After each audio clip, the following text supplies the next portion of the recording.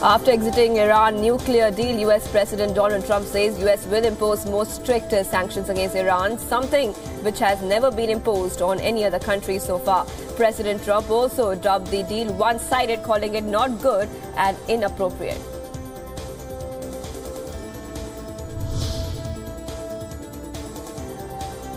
Meanwhile, Britain made it clear that it has no intention of walking away from the Iran deal. Britain has asserted that it will approach parties asking them to stick to the deal, while also urging the United States that it should not stop others from making Iran nuclear deal work. Germany's Chancellor Angela Merkel also extended support to Britain's assertion, saying Germany, France and Britain will do everything to ensure Iran remains in landmark 2015 nuclear deal.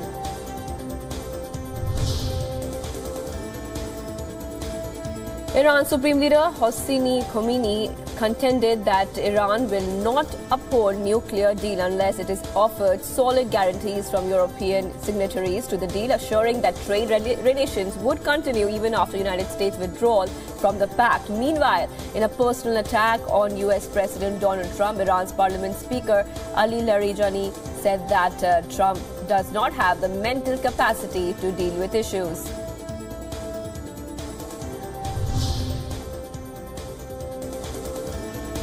Iran's Member of Parliament burned American flag and a symbolic copy of the Iran deal as a session of the parliament began. Reports also suggested that the MPs chanted "Death to America" slogans in response to US decision to withdraw from the 2015 Iran nuclear deal.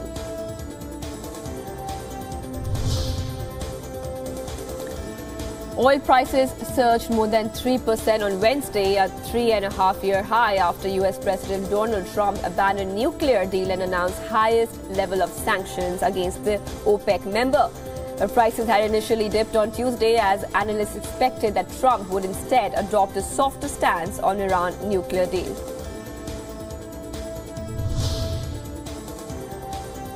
Responding to US pulling out of the Iran nuclear deal, India vouched for peaceful resolution of the Iran nuclear issue. India reiterated its stand that it always favored dialogue and diplomacy to resolve the issue, and that there was a need to respect Iran's right to peaceful uses of nuclear energy.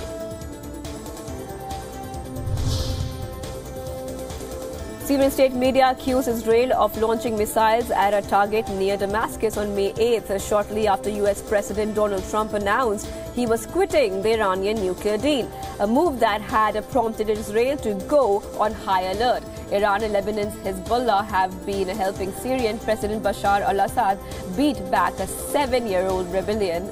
Israel has carried out repeated airstrikes against them, hoping to stop the formation of a Lebanese-Syrian front to its north.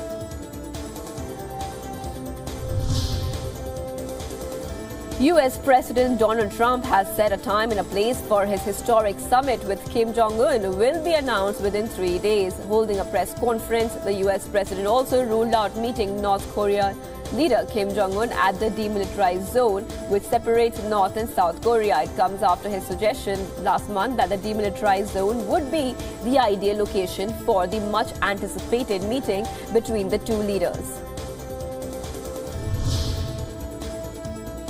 North Korea released 3 American detainees and handed them over to U.S. Secretary of State Mike Pompeo on Wednesday, clearing a major obstacle to an unprecedented summit between President Donald Trump and North Korean leader Kim Jong-un.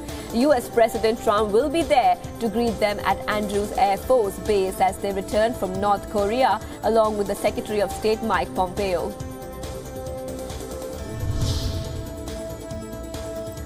Ahead of the much-awaited Kim-Trump summit, U.S. Defense Secretary Jim Mattis has said that U.S. troop presence in South Korea would not be part of the initial negotiations, offering an upbeat assessment of prospects for the talks with North Korea. He saw grounds for optimism as North Korea released 3 American detainees to America's top diplomat.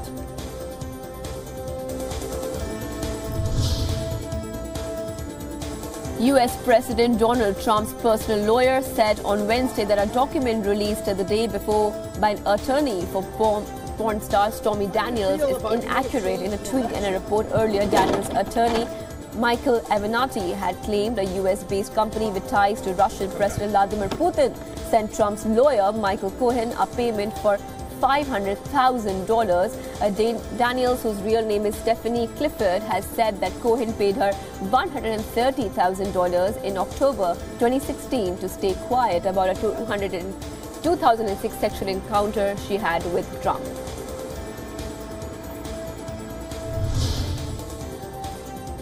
President Donald Trump's nominee to head the CIA told U.S. lawmakers that she would never resume the agency's harsh interrogation program, often denounced as torture, that has threatened to derail her confirmation. Gina Haspel, currently the spy agency's acting director, told her Senate confirming hearing she would not carry out any orders from the Trump found morally objectionable, though she did not say she would refuse an order to use waterboarding, a form of simulated torture, to get answers from a terrorism suspect.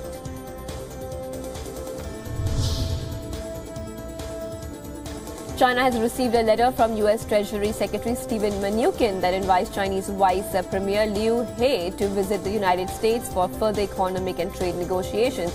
China has accepted the invitation and will dispatch a delegation to the United States for consultation at a proper time.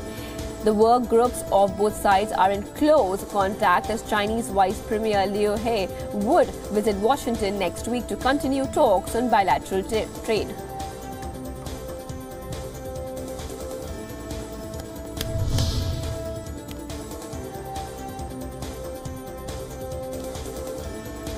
Chinese Premier Li Keqiang graced with a welcoming ceremony in Tokyo, Japan and China, whose relations have been soured by disputes dating back to World War II.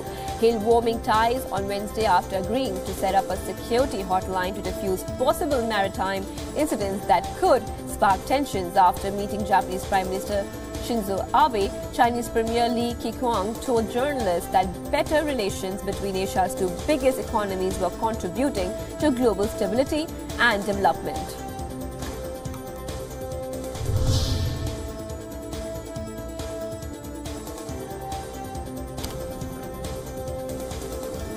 The leaders of China, Japan and South Korea met in Tokyo on Wednesday in a powerful gesture of solidarity against the backdrop of historic diplomatic moves by North Korea and a push for the isolated country to give up its nuclear weapons.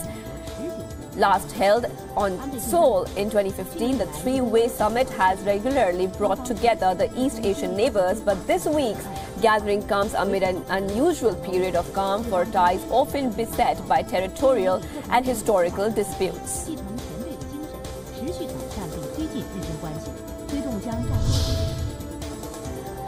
Russia's Vladimir Putin watched advanced jets carrying a hypersonic missile he has touted as invincible scream over Red Square on Wednesday, days after the start of his fourth presidential term, part of an annual event marking the Soviet Union's World War II victory over the Nazis.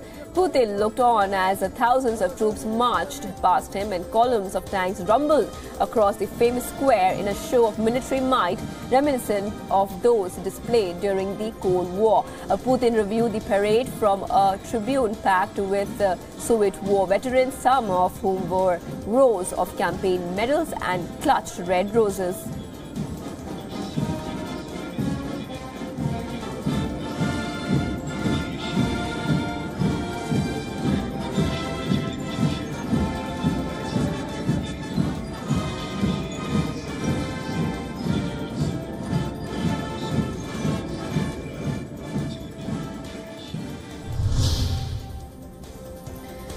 India's Foreign Affairs Minister Sushma Swaraj embarked on a two-day Myanmar visit to discuss bilateral and regional issues.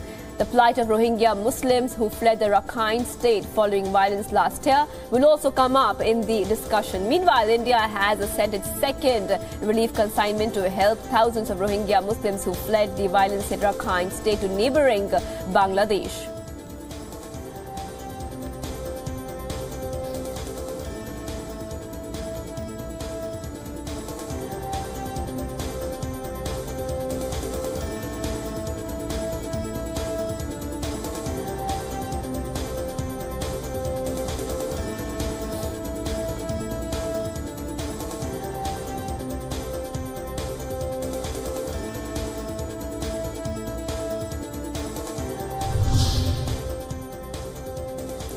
Iraq's High Independent Election Commission has finalized preparations for the May 12th parliamentary election, where more than 24 million eligible Iraqi voters will head to polls to elect a new parliament and prime minister.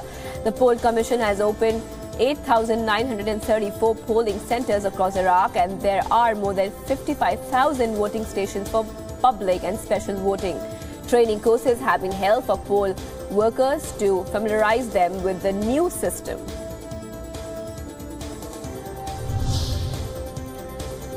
Iraq will close its airports and border crossings for 24 hours during a May 12th election, state television said on Wednesday, citing an Iraqi border agency order. Iraqi vote on Saturday in the first national elections after defeating Islamic State militants who took over large swathes of the country in 2014. The shutdown will come into effect at midnight on Friday.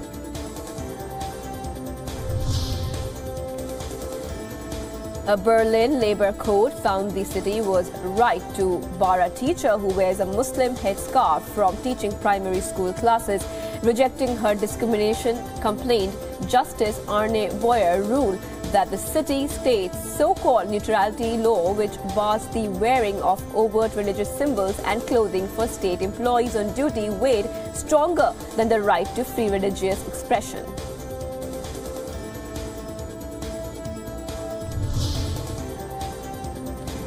Saudi Arabia's air defenses reportedly intercepted 2 ballistic missiles over the capital Riyadh on Wednesday. Reports suggest 2 explosions were heard in the city.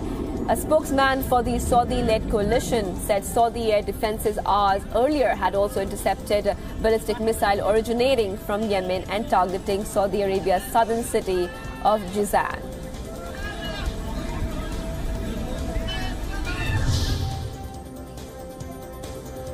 Three suicide bombers struck 2 police stations in Afghanistan's capital on Wednesday, wounding at least 6 people. Officials said the first suicide bomber struck a station in the western part of the city.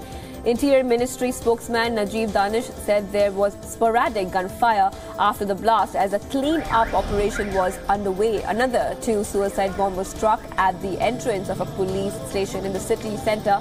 An official of the Kabul ambulance service confirmed that 6 people have been transferred to hospitals.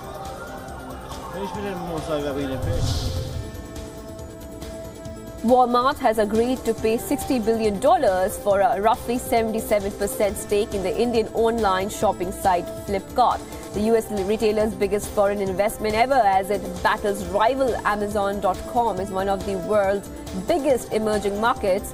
The remainder of the business will be held by some of the Flipkart's existing shareholders, including Flipkart co-founder Binny Bansal, China's Tencent Holdings Limited, Tiger Global Management, and Microsoft Corporation. Brightly coloured, strongly worded pro-life and pro-choice placards adorn lampposts across Ireland as the country gears up for a referendum on May 25th on whether or not to liberalise its abortion law. Stop shaming women and license to kill are just some of the slogans that people in Ireland walk past every day. The referendum will be the first opportunity in 35 years to overhaul one of the world's strictest abortion laws that has long divided the once deeply Catholic nation. The voters will be asked if they wish to repeal an amendment to the constitution that was inserted following a 1983 referendum to enshrine the equal right to life of the mother and her unborn child, and to instead enable Parliament to set the laws.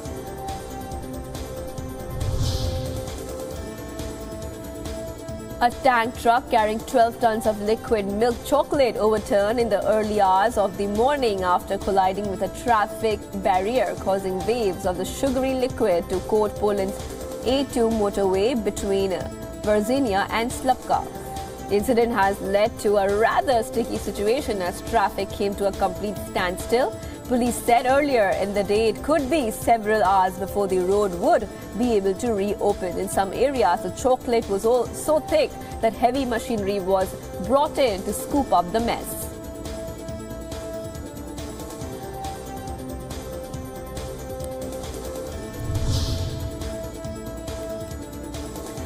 Glamorous and elegant, Meghan Markle is set to freshen up the British royal family dress code while tailoring her outfits to suit her new role as she prepares to wed Prince Harry on May 19th.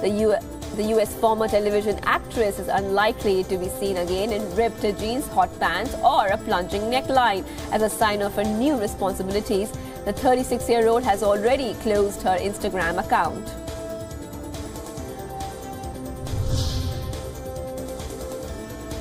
For those longing for a taste of the upcoming wedding of Britain's Prince Harry and American actress Meghan Markle, a pair of Washington sisters are ready to provide it.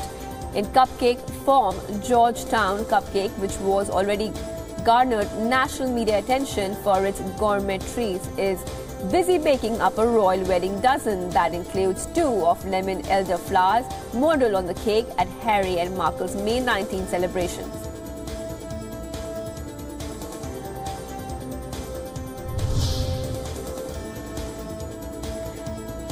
Selfie ban at the Cannes Film Festival opening night has left many guests disappointed and confused. Organizers have stated that selfie practice would cause a lot of problems, including delays and health hazards, with many tumbling up the famous steps.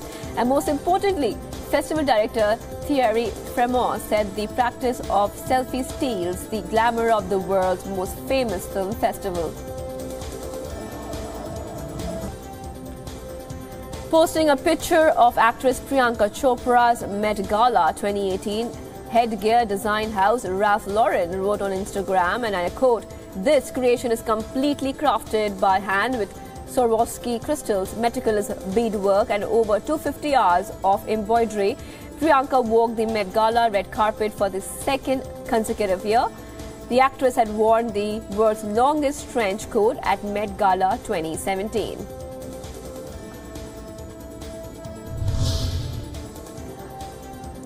Five actors of Avengers franchise, Robert Downey Jr., Chris Evans, Scarlett Johansson, Chris Hemsworth and Jeremy Renner got matching tattoos to celebrate the success of their film Avengers Infinity War. It was Johansson's idea. She and Evans did it in New York, and said Robert, who portrays Iron Man.